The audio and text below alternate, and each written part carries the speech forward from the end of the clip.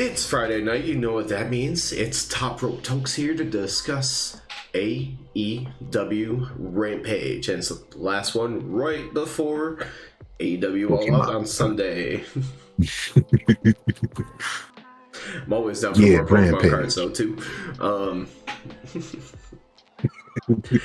Before we dive into the actual show, not really anything major news or notes because we talked about it plenty. This one might be a little bit quick because we have so much to prepare for, because tomorrow, road trip. Saturday, GCW. Sunday, All Out. Monday, road trip again. Retired and busy people, and we're old as fuck. Yeah. I second. No, because I am fat enough to be two people, I third that as well. But I am just saying that gentleman over there is Fat Range Emotions. It's gonna be like an American Dad show where, like, every single time that we're on the air and there's a new episode, you're gonna just introduce yourself different. Like, there's always a different version of Roger that pops up in the intro. But I love Roger, so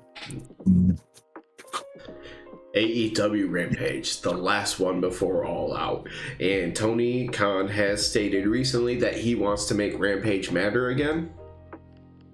I mean, it's a little bit easier when it's the Rampage before All Out, but it definitely felt like an enjoyable show, not like where Dark or Dark Elevation is just as entertaining.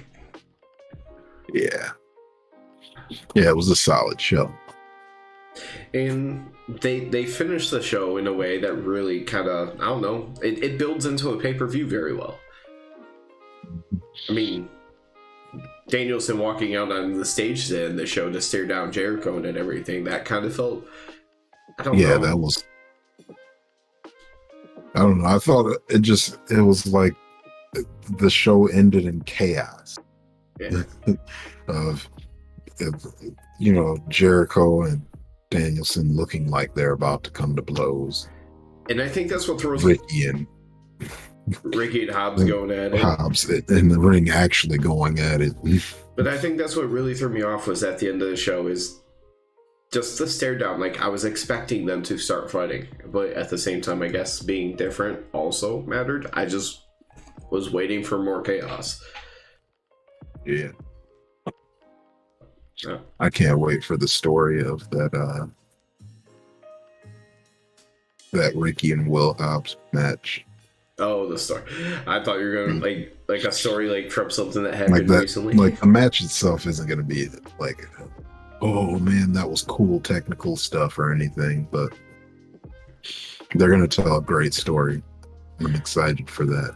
I mean, Ricky is a really good wrestler, but yeah, he doesn't, that style, the technical, the counters or reversals or the super craziness, anything that really isn't him, but he's still very, very athletic, very, very good. Hobbs obviously is a much more of a bruiser kind of person where you're not going to see as much like wow factor moves. If you're gonna say wow, it's gonna be because of the power behind the move, not the move itself. Or seeing him do a frog splash at 3/4 of the ring.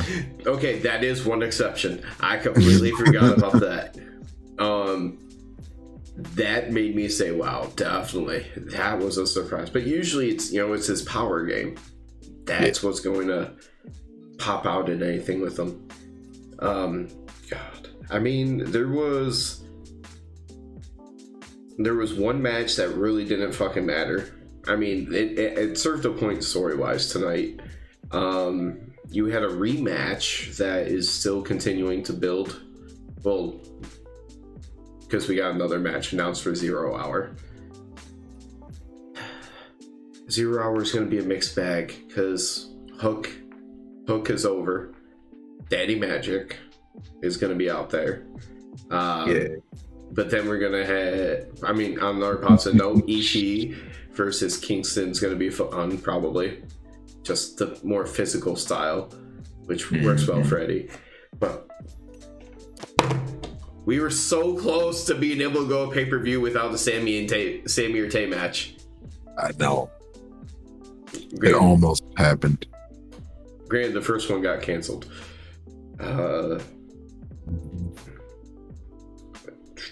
But it's okay. There's some good Let's promos. go, Ruby. Let's go, Ortiz. I will say in general, the promos, though, even a lot of them weren't super long, but a lot of them were effective. And the ones that were long, they were usually kind of different segments. It wasn't one person like talking forever kind of deal. But one thing that was exciting and it was back was the fact for the first time in probably at least a month, Rampage started off with no entrances, the competitors in the ring, and right into a match. It was the trios match, by the way, for the tournament. Figure out the other team, go to the finals. But I was so hyped just to see that small difference, just hopping right into the action. Oh, yeah.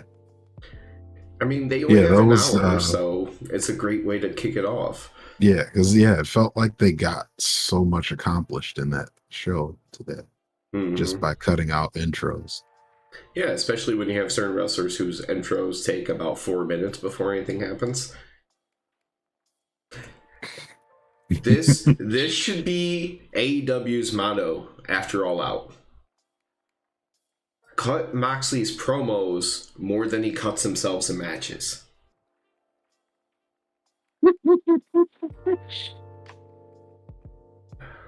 But this one, yeah, because literally my first note for the Best Friends versus Dark Order match was no entrances, yay. And as the match starts off, Danhausen slides in, curses Hangman. Hangman's just like, the fuck, dude? And then Danhausen gets kicked out and we get to actually go into the match. Fun match. Not necessarily in a lot of the ways that you expect it to go.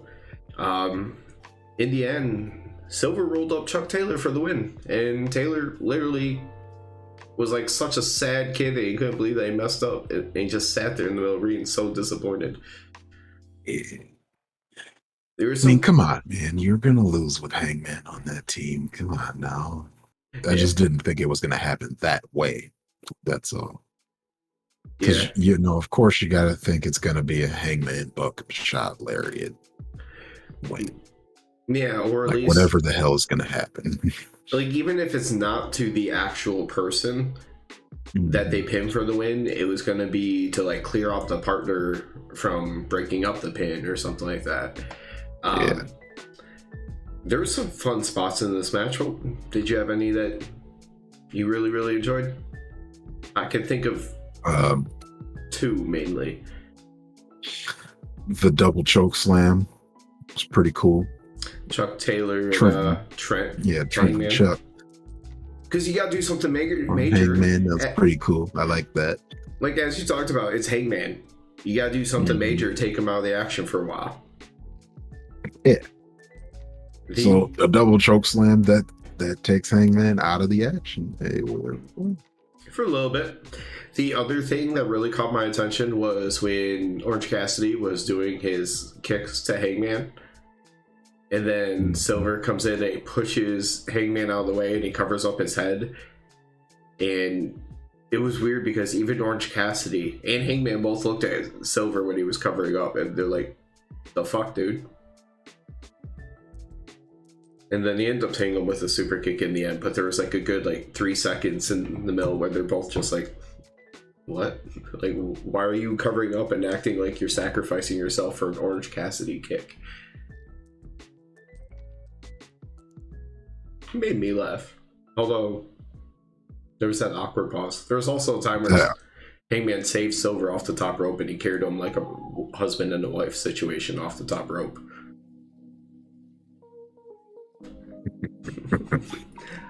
Man, there was the comedy moments in that match. Not a whole lot of good wrestling. Hangman got to do most of the wrestling himself, I feel like, because they made Hangman look pretty damn good when he was not down from being choke slammed into a table. Silver and Reynolds did hit a lot of their like double team type stuff. Hangman did have that fun moment where he like powerbombed Reynolds into a moonsault over the top rope to everybody on the outside. But I do also love when Silver gets rolling like a runaway train and he really starts going with the speed and the strikes. Yeah, that was a good moment. Yeah, sorry. So it's fun because like you don't necessarily think about too much, but you let him go with speed, and him and Orange could have some fun exchanges just using speed. And yet they still weren't the fastest people on the card for tonight. But before we get to that match, Definitely not the fastest. there's a little video package for Kingston versus Tomohiro Ishii. Yeah. It was just Kingston doing all the talking. Yeah. He said, yeah, he lost to Ishii. Ishii's great. You know, it's that, you know, it's the babyface promo. I lost to you. But yeah, I've grown. I'm better. And I'm going to bring it. Hyping up their 0 hour match. Then we got Fenix versus Blake Christian. And commentary really early. It's hard to say really early in this match because this match was short. But they were talking about Phoenix having a different personality change since he lost in that match on Wednesday with the 4 competitors. Definitely showed in this match. So that was nice to kind of see that shift. Maybe we could see the Lucha Brothers being more serious. Or taken serious. I mean, they are serious, but so many L's. They are serious. But yeah, let's have people take them seriously because, oh man, I don't want them to slide down the card like they have lately. Yeah. I don't want it to be a permanent thing. They did not acknowledge what they ended up calling it a pile driver. It wasn't your standard pile driver, but it was a driver of some sort that Phoenix hit and got the win with over Blake Christian. And he was super focused. Didn't really celebrate or anything. He like got out of the ring and was walking up the ramp like he just took care of business, and that was it. Quick win. I will be excited to see Blake Christian on Saturday night. Yeah. Not being squashed. I was excited to see him and Ray Phoenix, but that basically didn't happen. But if I remember the card correctly and who he's facing, it also means you'll get to see a preview before Sunday night of Alex Shelley. I mean, you got to see him talk a little bit tonight, him and Chris Sabin. We'll get to that shortly because I know that might be a moment that you and I like to rave about a little bit later. Hold on, I gotta think about the inversion. Yep.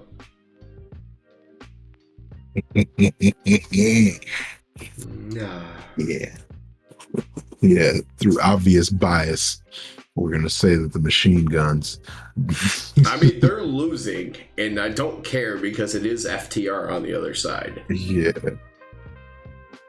So that's I'm gonna be torn, but yes, yeah, because Lethal wins singles matches. It's funny, the singles guy on each team, I'd rather flip. Because I'll enjoy supporting Jay Lethal over supporting Wardlow. I'm Goldberg, whatever you want to refer to him as. I did that backwards, and I was kicking myself as soon as it came out. I mean, I love both the tag teams, but you know, FTR is FTR.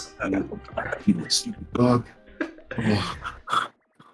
FTR is FTR. It's kind of, even though I love Morrissey and Machine Guns, we know they're not around on a permanent basis or anything. So, yay! But that's coming up later. First we had Luxie with Hook backstage, where he's asking Hook about the match, or she's asking Hook about the match on Sunday versus Cool Hand Angelo Parker. They immediately interrupt, and Hook ripped off his shirt, Jericho made some funny comments about it because he was ready to fight, but Daddy Magic ends up just saying, on Sunday they're gonna what? Oh yeah, that's right. Jericho's like, what kind of guy takes his shirt off? Just takes his shirt off, and I'm like, but you're doing the whole commentary with no shirt. All right, Jericho. But more important than Jericho's little, like, his lines where you can obviously catch he's being like a hypocrite or something stupid, and that's part of the humor. What did Daddy Magic tell Hook at the end as they were walking away, not trying to fight him tonight? Oh yeah, he just said we're gonna touch that title.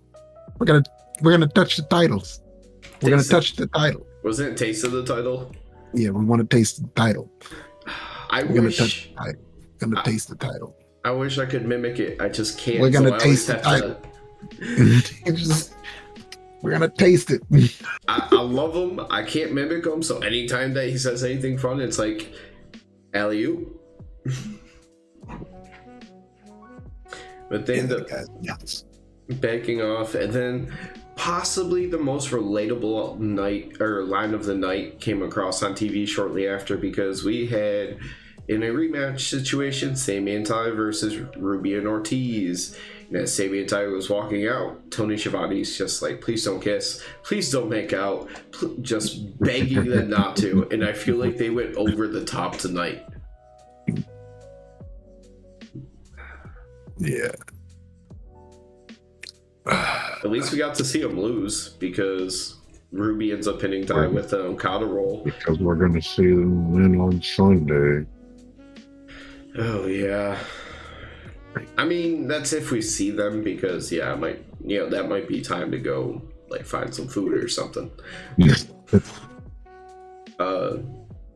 But after the match, Ruby they start indicating that they want the AAA mixed tag titles, and that's the last match that got added to 0 Hour. So 0 Hour, Kingston versus Tomohiro, Hook versus Cool Hand, Sami and Tay, Ruby and Ortiz. I feel like we already had 3 and then they announced another, so what am I missing on 0 Hour? Is that where Kip and Pac are, maybe? I think so, yeah. I think they're like the main event of the through 0 hours. Because they went through them, but they also go through match graphic cards so often or so fast that, yeah, it just kind of all blurs together unless it's something, like, amazing announced. Yeah. Yeah, I don't catch, unless if it's something that's new, or I'm like, oh shit, that's cool. Yeah, like when you're randomly at the end of the show and they go, hey, there's going to be a World Championship match next week. You're like, what the? Like, how are you just announcing this randomly at the end of the show? Yeah. Like, rushing that stuff in there. Yeah, like, I barely see that. Hey, at least, it's been a while. It's probably been like 2 months now or so. At least we haven't had as bad as the one where Excalibur had to go through about 10 match card graphics in about 1 minute. And then as soon as he finished the last sentence, they cut to American Dad.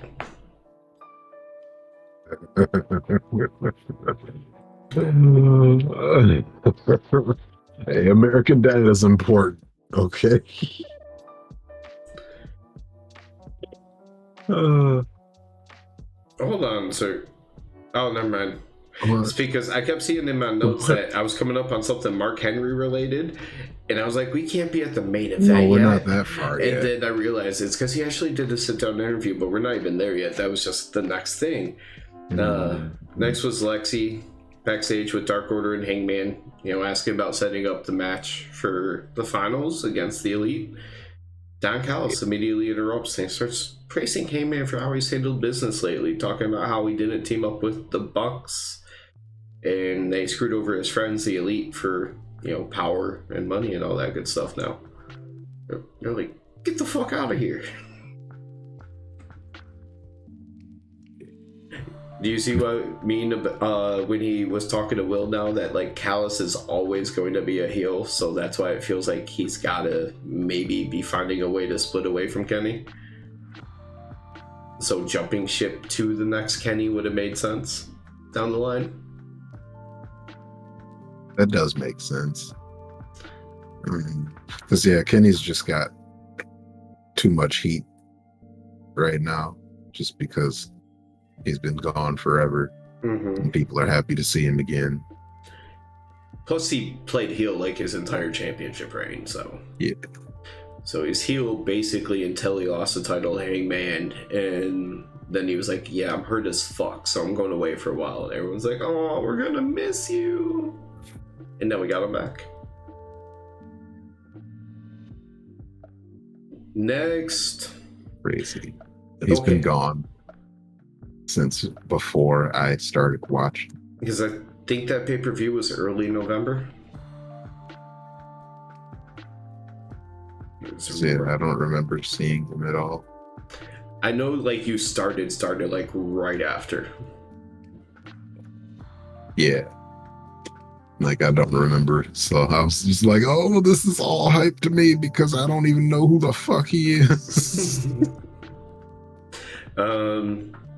After that, we got the Mark Henry sit-down interview that we were talking about. He had on one side of him, well, basically, he was sitting in the baddie section. Athena just happened to be on the other side. If Mark Henry is the first to be a baddie, a male baddie, I'm not upset.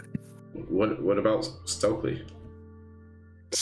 Look, he is just their lawyer or whatever the hell Stokely does. Their manager, okay? He's just the manager. He's not a baddie. And he also wasn't there, so exactly. It's just Layla, Kira, and Stokely Jade. is getting his mid-card men together instead. Now, to be fair, Jade usually is not getting along with Layla. Now, Layla also didn't say a single word tonight. Kira was the only one that did besides Jade. They started at the end. They started doing the thing where they just kind of started yelling over each other at the very end. But all I got really was, and it was kind of weird, like some of the route that they took, because Jade says it's gone on too long. She should have beat her weeks ago. Athena says it didn't happen because you're afraid, but then Jade turned around and goes, why should she just show up and get a title shot right away? This isn't charity. So she says she should have beat her like a month ago, but then says, why should she even have a match? Yeah. But after I liked the energy in this, but what the hell they were saying, I was like, Yeah. Now, the one really actual good line was actually a very short line. It was delivered by Kira, because after they talked about her being charity, they're like, what should we call you? And Kira goes, we'll just call you 37. Yeah. That was a good line. Yeah. And we'll just call you 37. And that's when it starts to break down. Now, when it broke down, though, it felt very realistic, because it was like the arguing where they're just like yelling insults over top of each other. Athena's already standing up anyway. Athena's standing up. Still can't look Jade in the eyes. Still not as tall as Jade is, sitting on the stool. So great. And Jade told her like not to stand up. She already was, and trying to get her in her face. It's like, yeah, we see. Yeah, you're standing. I'm sitting. That's where Jade was like, "It's fine. It's fine. We're still the same height right now." Because there was a while in the beginning of that where it looked like Jade just wanted to laugh in her face. Mm-hmm. Yeah, that's pretty much how she did it. She was just like, "Yeah, whatever." But yeah, I think it just says she's going to beat her for all the women in the back that she's disrespected because they live, breathe, eat wrestling, all that good stuff. Didn't really go anywhere. Next was a fun one though, because we had Tony Schiavone backstage with Keith Lee and Swerve and the Acclaimed with Daddy Ass. He actually got the first lines of the promo when he says after Sunday they'll be, Swerve and Our Glory will be the second best tag team. Max, it was weird. Okay, did you notice this and did it feel weird to you? Max delivered his entire promo practically looking at the camera as opposed to looking at Swerve and Glory. Yeah. And then Bowens never looked at the camera once. Yeah, Bowens was ready to scrap. Caster was like, "What up, America?" Max just goes over, they're the best homegrown talent, they have the most tag team wins, all that good stuff. Keith Lee actually had a line that should sting. It should sting. Because they said, they claim they need to prove that they're more than just a stereotype. By going out there and like wrestling and winning and stuff. Swerve got all fired up though too. No, I was just gonna say Caster did mention that they sell more shirts than them right now, and I was like, oh my god. Because everyone loves the Acclaimed, and when they said that later in the promo, you still heard it from the crowd. Mm-hmm. Swerve got all fired up and he said Max has been out here making jokes in his raps for years, and Bowens is always out here failing his partner because his body can't hold up. Then they talk about being made out of gravel and all that other stuff, and they say, and guess what? Rock, paper, scissors. Rock beats scissors. Cool. Yeah, I like this. That was some real heat. He turned off the Swerve grill, and he just was like, "All right, I'm gonna be real with you." Started to piss me off. Because, you know, Keith Lee is Keith Lee. He's very well-spoken, articulate. It's almost like you're reading, like a soft reading of poetry when he talks or something. And then Swerve's like, nah, fuck this. Y'all are getting on my nerves. Yeah. He's like, all right, I'll be Luther, the anger translator. Next. Oh, Jericho said nothing this time but you did. FTR comes out to the ring. Super loud reaction. They wait for Wardlow. This is for a promo. Wardlow has business pants on and no shirt. Yeah. And then Jericho, the nerve of him sitting there at the commentary desk with no shirt on, talking about it. But I just thought it was funny as hell that Wardlow came out for a promo, like oiled up, shirtless. Like that was his outfit. He's like, I got my pants and just oil up my chest, and that's my business. Probably that's my business outfit. His push-ups to look swole. But Dax says, basically starts off saying that they never used to feel the love from the crowd, but something happened. 2022 happened, the fans happened, they love them, all that good stuff. Then start talking about how people online, journalists, whatever, are questioning, like, why the hell, as good as they are they just in this trios match? And he said, you know what? It's back end of his career, and every match is huge. No music or anything. Then Jay Lethal and his whole gang walk out with Motor City Machine Guns, both members there tonight. Yeah. Both members. I'm putting the graphic up now. I don't care about the rest of the matches. My notes just murdered me. It was just like, so it just says Wardlow, oily. Dax's head, oily. Jay Lethal head, oily. Why is there so much oil? I forgot I put that in my notes. Like, why is there so much oil in this promo? No. Motor City Machine Guns come out, and all I have for the notes, I don't remember how they got to it.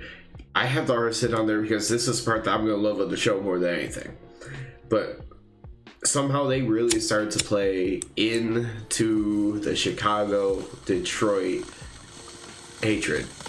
I don't remember how it started, but at one point they they said they're from the greatest civilization that's ever been.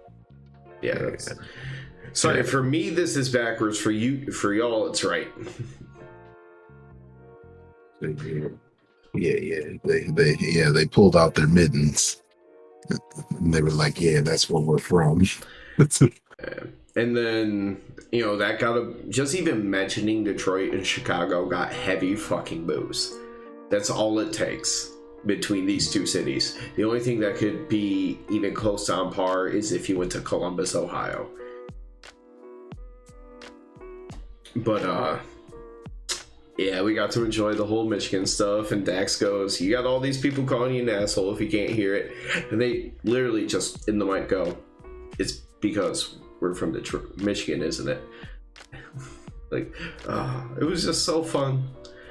Getting to see they'll other have people. us on their side.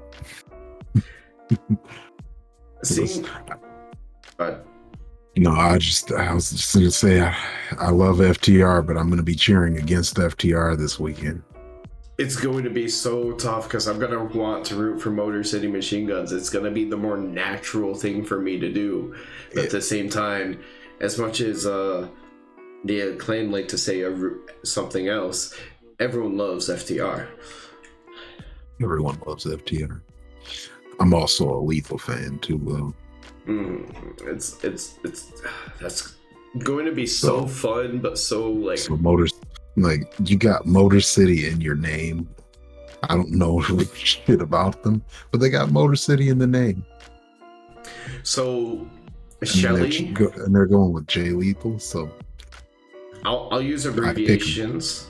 I'll use abbreviations here because you'll know it. It might take a minute, and you'll have to think back to like 15 years ago. But Shelly is from DTP. Catch it? DTP. D. Just north of the city you're in. Oh, okay. Yeah. And then Chris Sabin is more north and west, like BFE. Okay. That's where they're both kind of from. So, like, super, super close. Okay. Alex Shelley, you got to see him tonight, was the one we ran into at Zap Zone. With shorter hair at the time. And a lot younger, and so were we.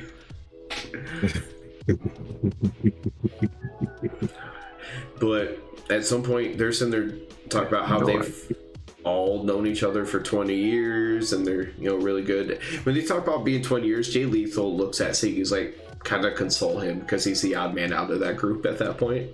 And Dut says something, and he was like, what's Dax gonna do when they mess with the money and all that other stuff when they fight? He's like, what's Dax gonna do? Fight like his 8-year-old little brat? And that triggers up, and he wants to launch up the ramp, but everybody holds him back. He's ready. I'm starting to love Sanjay Dutt more. Like, because he's Sanjay Dutt. You just gotta love him. At first, when we heard like Chihuahua voice, I thought that shit was gonna get so annoying. But what he says when he goes off like that, I just find him entertaining. The voice should be annoying by itself. I thought it really would have been, but no. Nope. Just say I love me some Sanjay Dutt, man. And they just keep that gigantic dude behind them for no reason. I mean, we've heard him say very, very few things, but a lot of that was during their taped promos backstage when they had to try to carry the feud with Samoa Joe.